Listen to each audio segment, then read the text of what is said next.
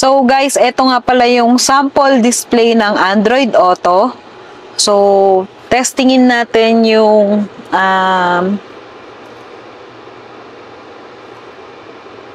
internet connection here.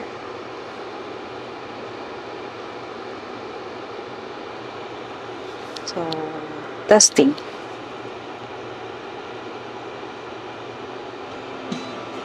Ganda ng sounds. Parang Harman Kardon. Ganda ng tunog.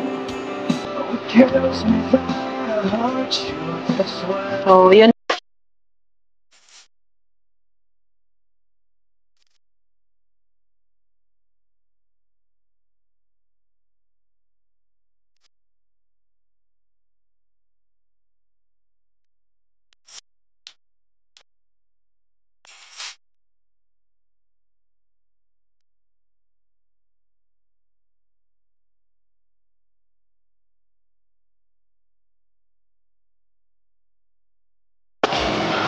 What's up guys, Summer here and welcome to another episode of Summer's Auto Marketing Channel.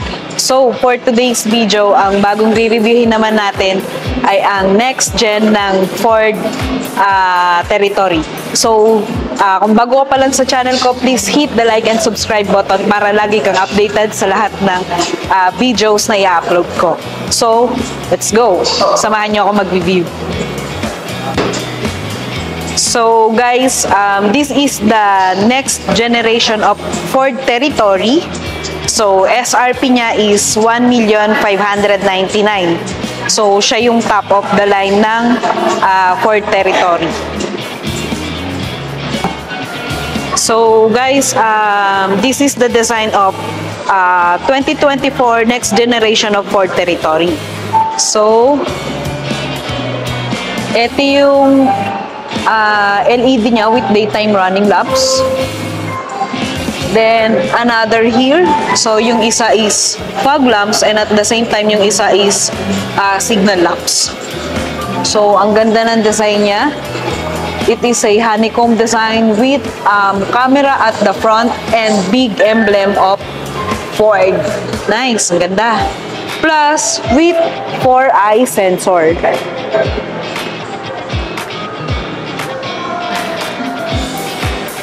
Guys.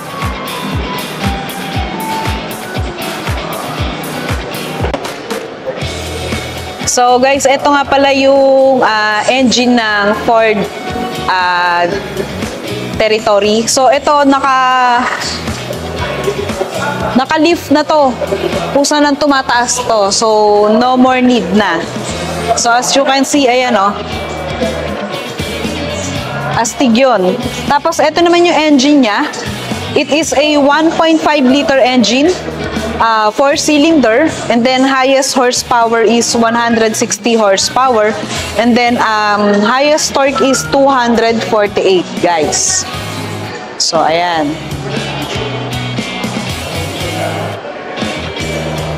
Naka-lift gate na rin.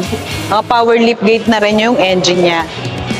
So, all I have to do is just to be gaganok na siya. So, as easy as that.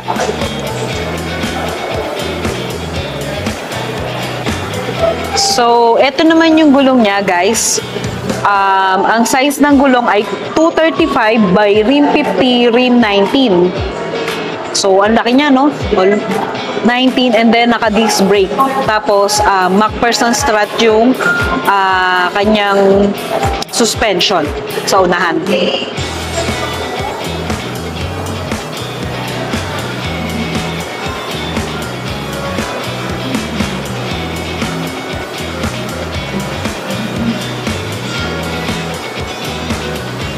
So, sa likod naman, ang suspension niya ay multi-link beam and then disc brake na rin siya.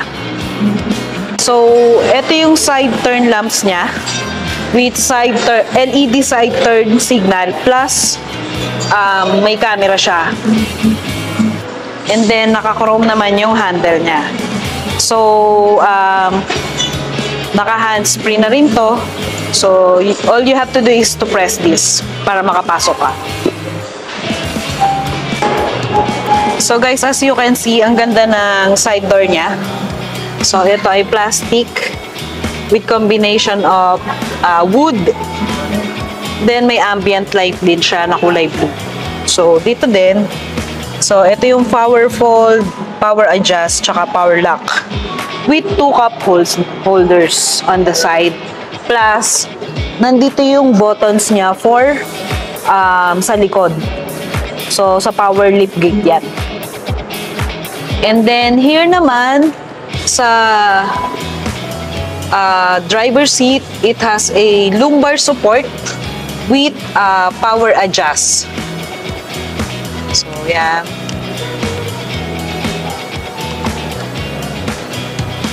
Then, yung upuan niya, ang ganda.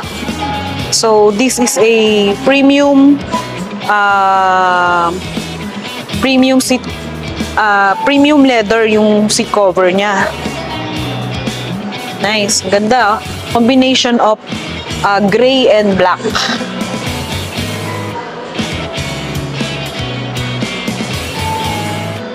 Nice. So guys, ito nga pala yung meter cluster ng Ford next generation na Territory. So 12-inch LCD display. Kapantay niya tong LCD display here for infotainment. So ano ba makikita natin dito? It has trip computer, adaptive cruise control, and then may tire pressure monitoring na rin to. So, ayan. And then, may lane keep assist na rin. Nice. Ang ganda naman. 12-inch. Bongga. Ganda nito ha, for the 1,599. So, ito yung mga switch here. So, katulad na nabagit ko, adaptive cruise control, lane keep assist, lane departure lane, tapos yung sa resume. And then, ito naman yung sa sounds ng sasakyan or Bluetooth. Tapos, yung material na ginamit here is leather with black stitch. Ganda. Ang ganda. Blue siya, no? Tapos, ito naman yung LCD display. So, ano bang makikita sa LCD display?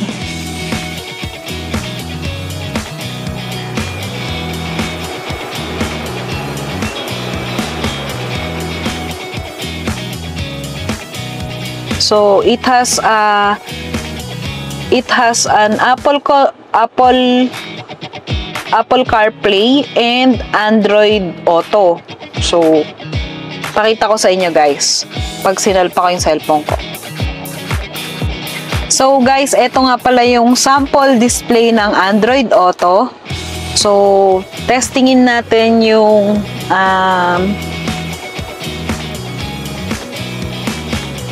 internet connection here.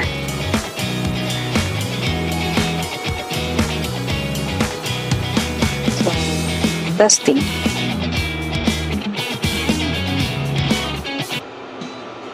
Ganda ng sounds. Parang Harman Kardon. Ganda ng tunog. So, yun lang. So, ang kagandahan dito, no, guys, kita mo na kagad yung kita mo na agad yung maps. So, whenever may hahanapin ka, basta may internet connection yung cellphone mo, halimbawa, punta tayong Festival Mall, mabilis ka nang makaka-search. Ito, Festival Mall. So, yan.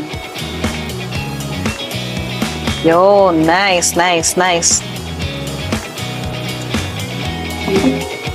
You are on the fastest route despite some traffic. Oh, You nice. should reach your destination by 2:52 p.m. Cool. So, guys, may nakalimutan pala akong i-discuss dito sa LCD display, no? So, yan yung mga makikita mo sa LCD display, which is yung Ford. Ano ba makikita dyan? Oh, so yun dati lang yung settings. And then, sa phone settings, yan lang. Ayan. Sa pinaka-home niya, we have source ng sounds, vehicle setting, device management, and Android Auto. Sa vehicle settings, vehicle safety. So, may forward collision warning na siya. Tapos, blind spot. Yun, intelligent high beam control. Rear cross traffic alert. Traction control. Cruise control. Adaptive cruise control.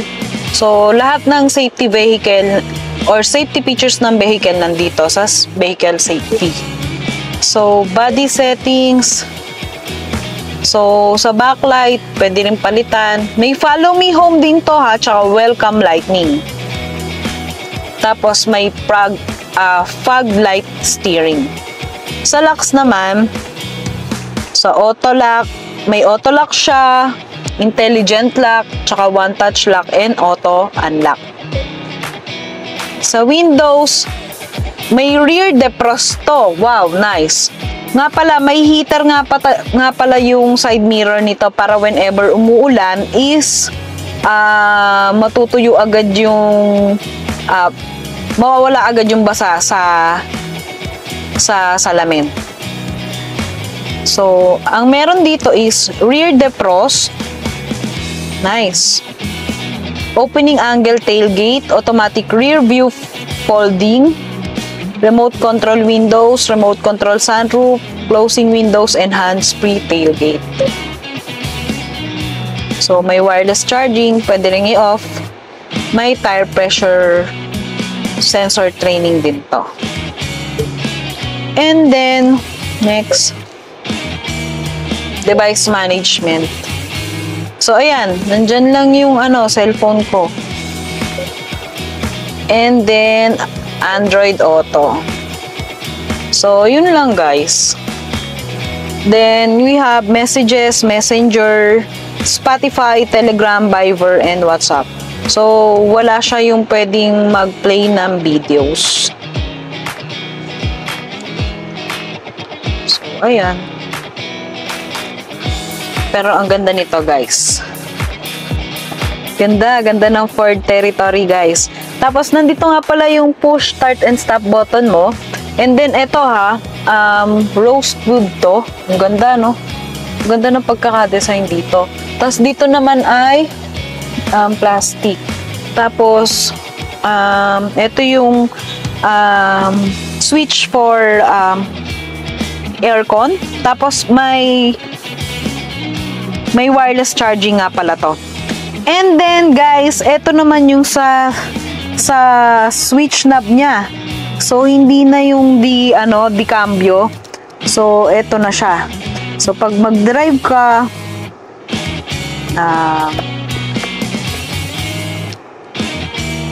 ilalagay mo lang. So iso-switch mo lang. So kaya hindi ko siya ma-switch kasi hindi naka-open yung makina. Pero once na na-open, pwede yan.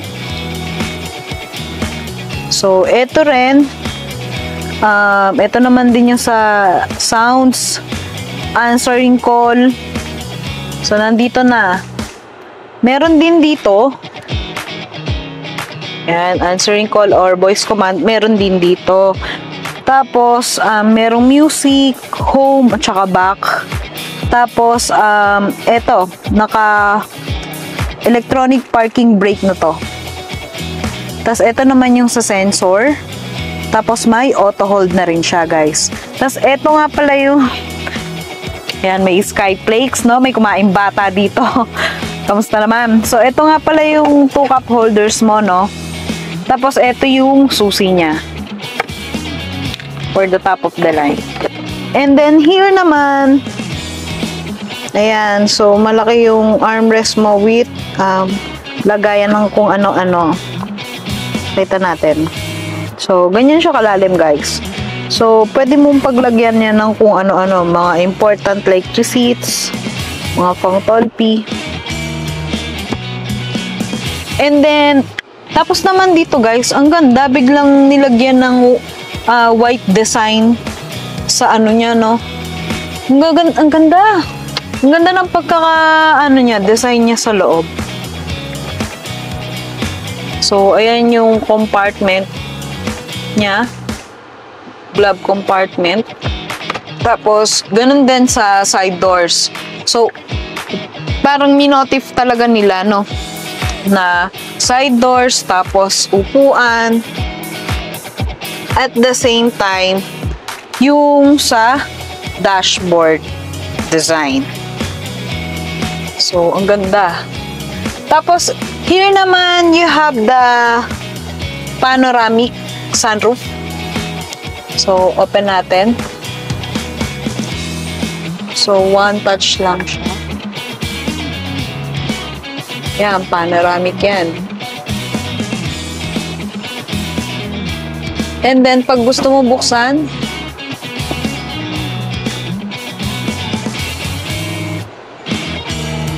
yan, ganda. Yan.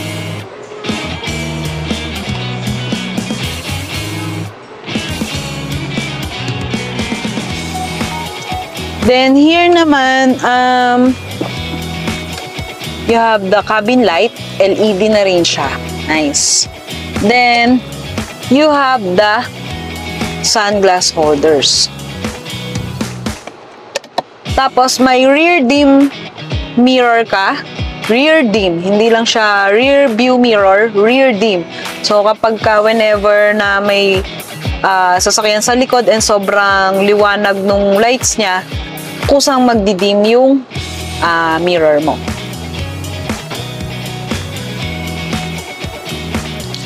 So, airbags nga pala nito is 8. So, 1, 2, 3, 4, 5, 6, 7, 8. So, nasa ilalim.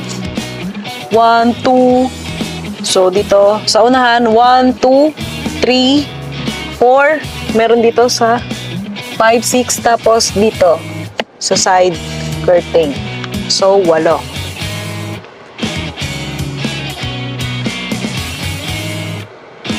So guys, ayan, katulad ng makikita nyo, ang laki ng headroom at legroom niya.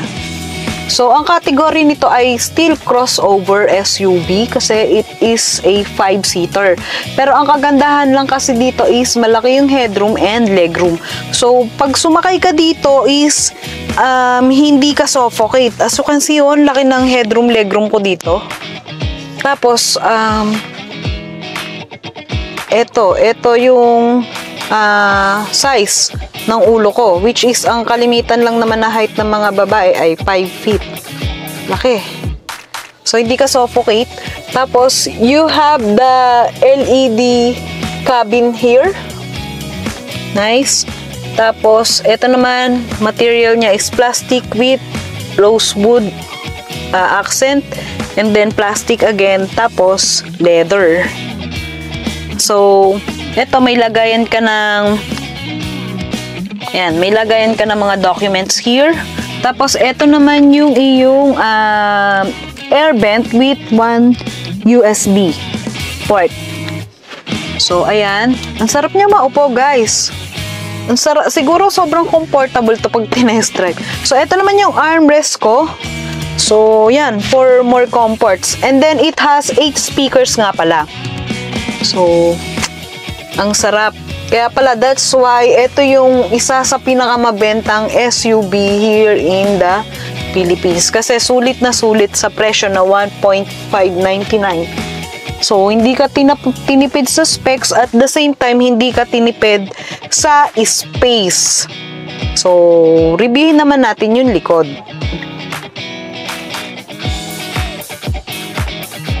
So, until hanggang dito pala, may airbag siya. Grabe, saya. So, super safe ka dito, guys. So, guys, eto naman yung rear ng Ford Territory Next Generation. So, as you can see, naka-LED tailgate na rin siya with EcoBoost. And then, 4-eye sensor. Then, you have the Titanium X. So, ito yung rear view camera niya naman. So, naka-power tailgate naman yan, guys. And then, as you can see dito, sobrang laki ng space niya. So, no wonder dahil ang laki na ng space niya rito. Oh, grabe. So, kung ako guys, tatanungin nyo, I will be one of the owner with this. Kasi ang laki ng space niyo. Hindi mo siya makikita sa ibang brand. Tapos, ito naman yung kanyang spare tire with set of tools. Then, you have the tonneau cover here. So, nice.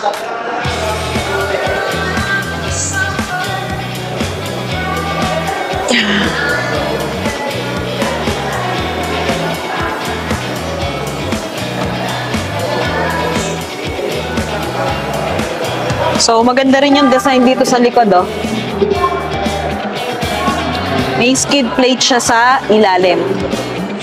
So, ayan yung skid plate.